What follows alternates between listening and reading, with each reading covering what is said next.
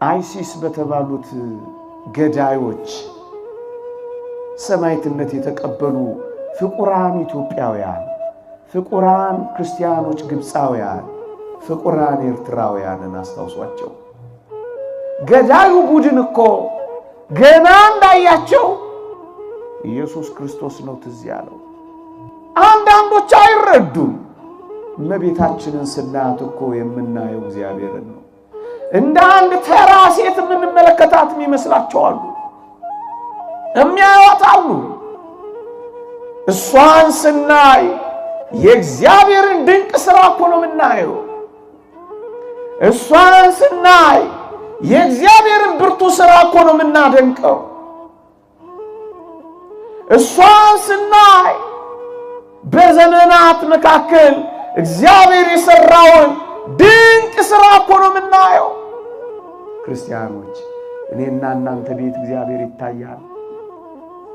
እኔና እናንተ ሕይወት ውስጥ እግዚአብሔር ይሸተታል። እኔና እናንተ ትዳር ውስጥ የሚታይ ክርስቶስ አለ። የሚፈቀር ወንጌል አለ። ሰውኛን ሲያየን እግዚአብሔር ያያል። የኛን ፈገግታ አይቶ የእግዚአብሔርን ፍቅር ይረዳል። የኛን አሯሯር እያየ ወንጌልማ እንዲህ ናት ብሎ ይጨመራል ወደ ክርስትና። ከቃላችን በላይ አኗኗራችን ወንጌልን ይገልጣል።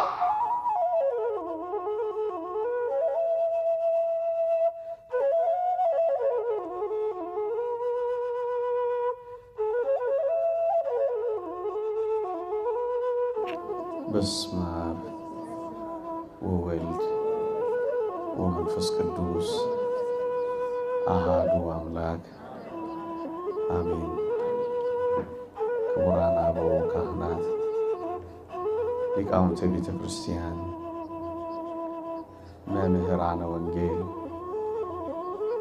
ዘማሪያን፣ የተወደዳችሁ ምዕመናንና ምዕመናት እንዲሁም የተወደዳችሁ ሕፃናት እንደምን ሰነበታችሁ? እንደምን አላችሁ? አሜን።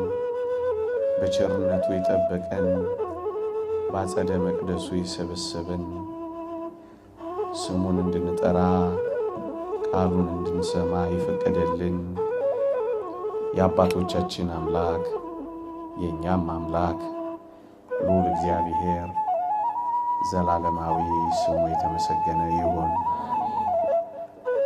ለቀደምት አበው ለነቢያት